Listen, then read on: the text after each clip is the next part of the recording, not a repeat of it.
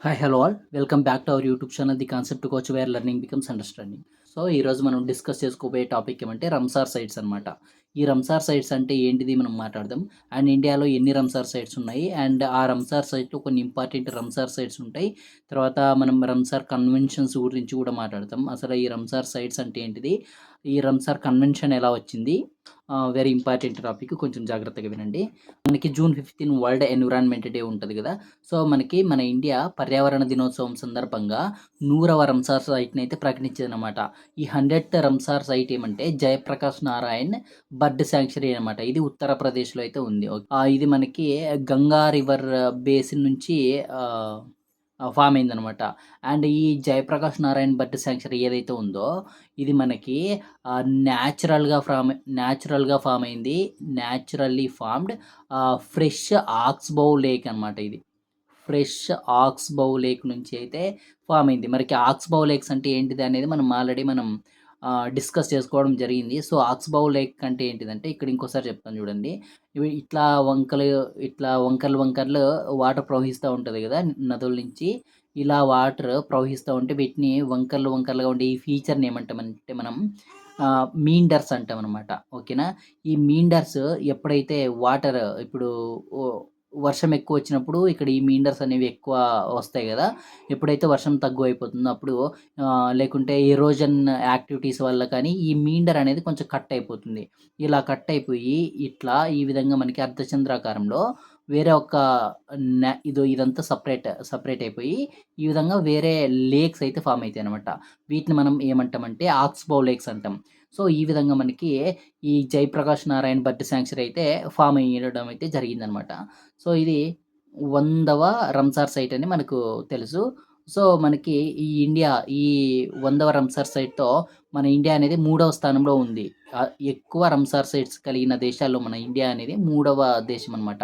First rank చూసుకుంటే మనకి United కింగ్‌డమ్‌లో 176 రంసార్ sites ఉన్నాయి. సెకండ్ ప్లేస్ వచ్చేసి మెక్సికో ఆక్యుపై చేసిందనమాట. దీంట్లో 144 రంసార్ సైట్స్ ఉన్నాయి. నెక్స్ట్ మన ఇండియాలో 100 రంసార్ సైట్స్ అయితే ఉన్నాయన్నమాట.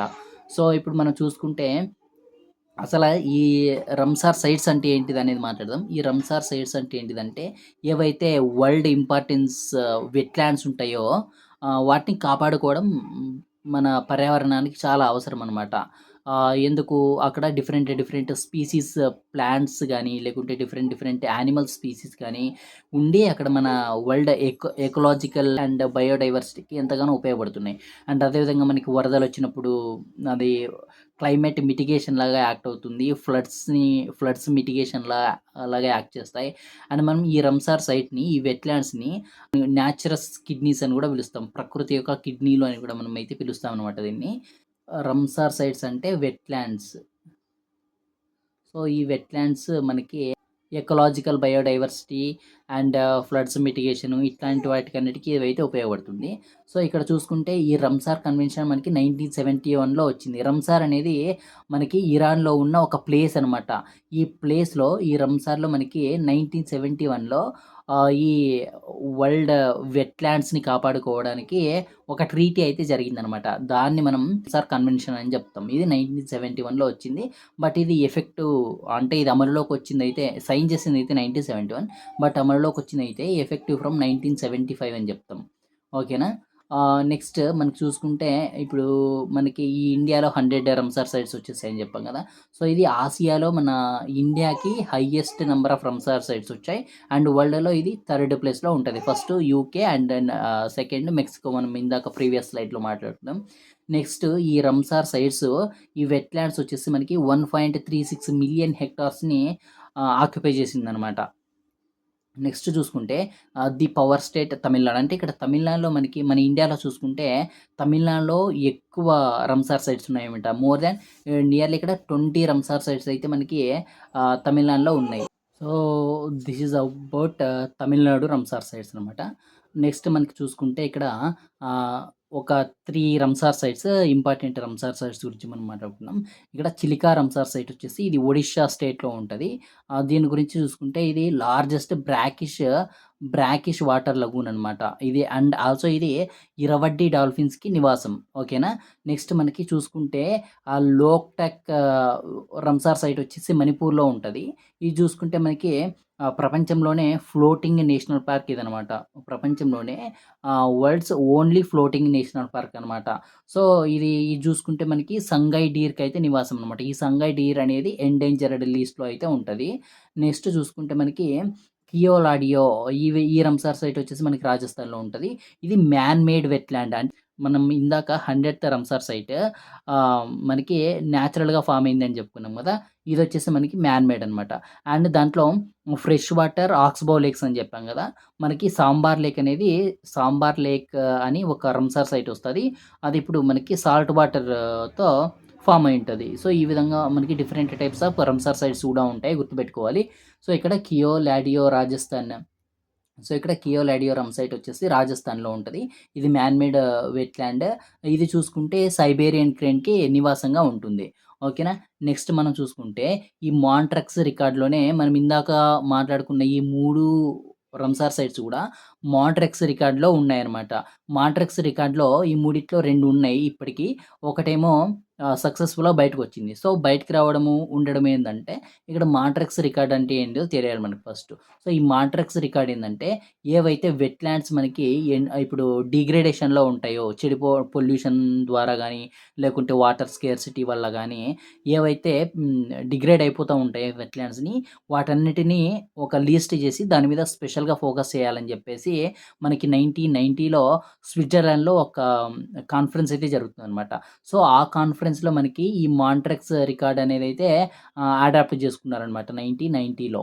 ఓకేనా. సో దీని ప్రకారం ఏవైతే ఎండేంజర్డ్ ఎకోసిస్టమ్స్ ఉంటాయో అవన్నీ మనకి ఈ రికార్డ్స్‌లోకి తీసుకొస్తా ఉంటారు. ఇక్కడ చూసుకుంటే కియోలాడియో రాజస్థాన్ ఇందాక మాట్లాడుకున్నాం కదా. ఇది వాటర్ స్కేర్సిటీ వల్ల ఇది డిగ్రేడ్ అయిపోయేదనమాట. ఇది ఈ ఎండేంజర్ అయిపోయేదనమాట ఈ ఎకోసిస్టమ్. సో దీన్ని ఈ 1990లో మనకి ఈ రికార్డులకి, ఈ మాంట్రెక్స్ రికార్డులకి అయితే చేర్చడం జరిగింది. నెక్స్ట్ చూసుకుంటే లోక్టక్ లేక్ మణిపూర్‌లో ఏదైతుందో అది కూడా మనకి ఈ పొల్యూషన్ ద్వారా కొన్ని పొల్యూషన్ ఎక్కువైపోయి డిఫారెస్టేషన్ ఇవన్నీ జరగడం వల్ల ఇక్కడ ఇది కూడా మనకి ఎండేంజర్‌లో ఉండేదనమాట. ఈ లోక్టక్ లేక్ అనే రంసార్ సైట్ కూడా. సో దీన్ని కూడా మనకి మాంట్రెక్స్ రికార్డ్‌లోకి చేర్చడం జరిగింది. నెక్స్ట్ ఈ చిలకా లేక్ వచ్చేసి మాంట్రెక్స్ రికార్డ్‌లోకి వెళ్ళి తర్వాత మంచిగా రీస్టోర్ అయిన తర్వాత అది బయటికి కూడా రావడం జరిగిందనమాట. రిమూవ్డ్ ఆఫ్టర్ సక్సెస్‌ఫుల్ రిస్టోరేషన్ అన్నాడు కదా. సో ఈ మాంట్రెక్స్ రికార్డ్ ప్రకారం ఏదైనా రంసార్ సైట్ ఈ రికార్డ్‌లోకి ఎళ్ళొచ్చు. మళ్ళీ అంటే యాడ్ చేయొచ్చు. తర్వాత రిమూవ్ కూడా చేయొచ్చనమాట. బేస్డ్ ఆన్ మనకి ఆ కంట్రీ ఏదైతే కాంట్రాక్టింగ్ కంట్రీ ఉంటదో ఆ కంట్రీతో అప్రూవల్ కావాలి. ఇప్పుడు ఈ చిల్కా లేక్ అనేది ఒడిస్సాలో ఉంది. ఈ ఒడిస్సా అనేది మన ఇండియాలో ఉంటది కదా. సో మన ఇండియా అప్రూవల్ కావాలనమాట. దీన్ని యాడ్ చేయాలన్నా, రిమూవ్ చేయాలన్నా స్టేట్ అప్రూవల్ అయితే కాదు. ఓకేనా. This is about Montreux record. Next చూసుకుంటే మనకి క్రిటికల్ జియోగ్రఫీ. ఇక్కడ చూసుకుంటే కొన్ని జియోగ్రఫికల్ వైస్‌గా కొన్ని స్పెషల్‌గా ఏవైతే రంసార్స్ ఉంటాయో వాటి గురించి మాట్లాడుకుందాం. ఇక్కడ చూసుకుంటే సోమోరిరి రంసార్ సైట్ ఇది లడఖ్‌లో ఉంటది. ఇది చూసుకుంటే మనకి సీ లెవెల్ నుంచి 4595 మీటర్స్ హైట్‌లో అయితే ఉంటదనమాట. దీని స్పెషాలిటీ, ఇది గుర్తుపెట్టుకోవాలి.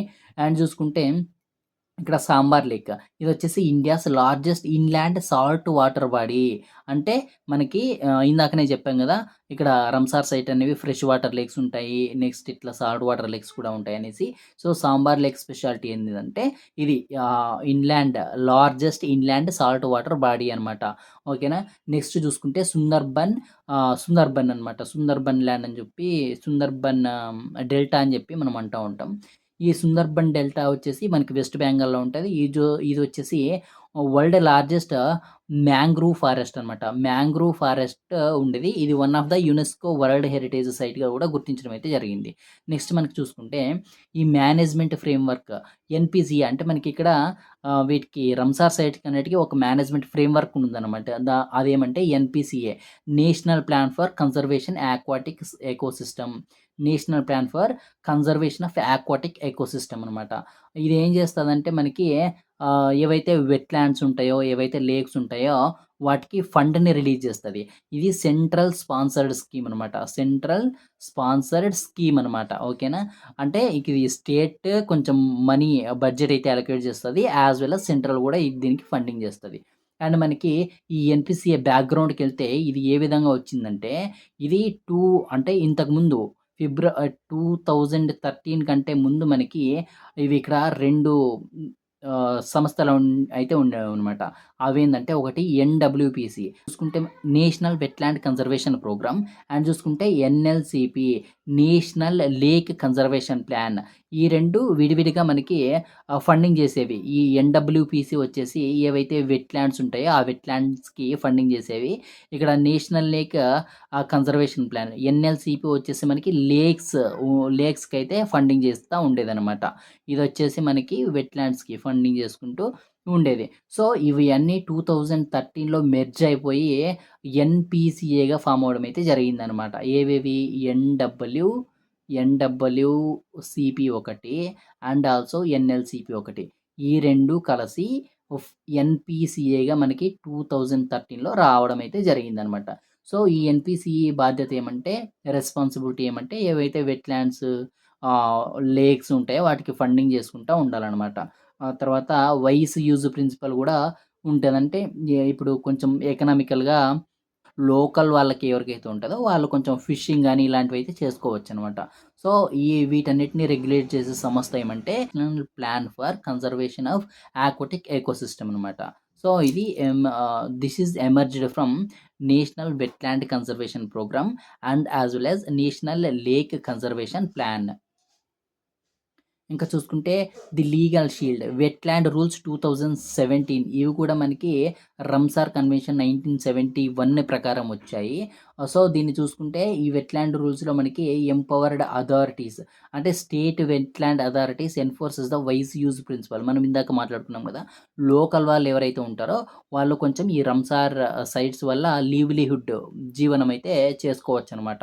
ఆ తర్వాత ప్రొహిబిటెడ్ యాక్టివిటీస్ కొన్ని ఇప్పుడు ఇండస్ట్రీస్ ఎక్స్‌పాండ్ అవ్వడం. అంటే ఆ వెట్‌లాండ్ ప్లేస్ అయితే ఏదైతే ఉందో అక్కడ ఎంక్రోచ్‌మెంట్స్ ఇవన్నీ జరగకుండా, తర్వాత వేస్ట్ వాటర్ ఇండస్ట్రీస్ నుంచి వేస్ట్ వాటర్ దాంట్లోకి డంప్ చేయకుండా కొన్ని రూల్స్ అయితే పెట్టిందనమాట. ఈ వెట్‌లాండ్ రూల్స్ 2017 ప్రకారం. నెక్స్ట్ చూసుకుంటే మనకి ఇక్కడ 2014 నుంచి మన ఇండియా అనేది ర్యాపిడ్ ఎక్స్‌పాన్షన్ చేస్తూ ఉందనమాట. ఈ రంసార్ సైట్స్‌ని చాలా ఎక్కువగా అభివృద్ధి చెందుతూ ఉంది. సో, 2014 నుంచి 67కి పైగా రంసార్ సైట్స్‌ని మనకి ఆహ్, ఆహ్, లీస్ట్ అవుట్ చేయడం అయితే జరిగింది. సో, ఇప్పుడు ప్రెజెంట్ అయితే 100 రంసార్ సైట్స్ అయితే మన ఇండియాలో ఉన్నాయి. అండ్ 2 ఫిబ్రవరి అనేది వరల్డ్ వెట్‌లాండ్ డేగా మనకి ప్రకటించడం అయితే జరిగింది. 2 ఫిబ్రవరి వచ్చేసి వరల్డ్స్ వెట్‌లాండ్ డే. నెక్స్ట్ మనకి చూసుకుంటే ఇక్కడ మనం గుర్తుపెట్టుకోవాల్సింది ఇక్కడ 2 ఫిబ్రవరి వరల్డ్ వెట్‌లాండ్స్ డే అని గుర్తుపెట్టుకోవాలి. అండ్ 1971 అనేది రంసార్ కన్వెన్షన్ ఇయర్ అనేదైతే మనం గుర్తుపెట్టుకోవాలి. సో, ఈ టాపిక్ మీకు అర్థమైంది అనుకుంటున్నాను. ఖచ్చితంగా ఈ కంటెంట్ మీకు యూజ్‌ఫుల్ అయితే ఖచ్చితంగా మన వీడియోకి లైక్ చేసి, షేర్ చేసి మన ఛానెల్‌ని ఖచ్చితంగా సబ్స్క్రైబ్ చేయండి. ఇలాంటి కొన్ని కరెంట్ అఫైర్స్ టాపిక్స్ గాని మన యూపీఎస్‌సికి, స్టేట్ సిలబస్‌కి ఏవైతే కొన్ని ఇంపార్టెంట్ టాపిక్స్ ఉంటాయో ఆ వీడియోస్ అన్నీ చేయడానికి మీరు చేసే లైక్స్, మీరు చేసే షేర్స్ నాకెంతో సపోర్ట్ ఇచ్చినట్టు ఉంటది. Thank you all. మీ పవన్ కుమార్.